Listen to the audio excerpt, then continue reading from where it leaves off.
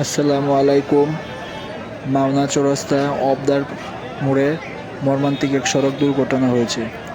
আপনারা এখানে দেখতে পাচ্ছেন বালুবাহী ট্রাকের সাথে একটি নোয়ার মুখোমুখি সংঘর্ষ হয়েছে। বালুবাহী ট্রাকটি রাস্তার ময়মনসিংহ থেকে ঢাকামুখী ছিল এবং নোয়াটি ছিল ঢাকা থেকে ময়মনসিংহমুখী। বালুবাহী ট্রাকটি রাস্তার ওই পাশ থেকে রাস্তার ওই পাশ থেকে এসে প্রাইভেট কারের হাইজের সামনাসামনি মেরে দেয়। এতে প্রাইভেট হাইজের ড্রাইভার মারাত্মকভাবে আহত হয় এবং সামনে থাকা যাত্রী সহ একজন বাচ্চা মারাত্মকভাবে আহত হয়। তাদেরকে তাৎক্ষণিক গাজীপুর সদর হাসপাতালে পাঠানো হয়। তো রাস্তাঘাটে চলাচলের ক্ষেত্রে সবাই সাবধানতা অবলম্বন করাই ভালো।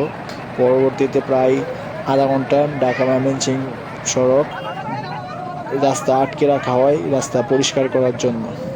এখানে ট্রাকের নাম্বারটি আপনারা দেখতে পাচ্ছেন। এই ট্রাকটি হাইজকে মুখোমুখি মেরে দেয়।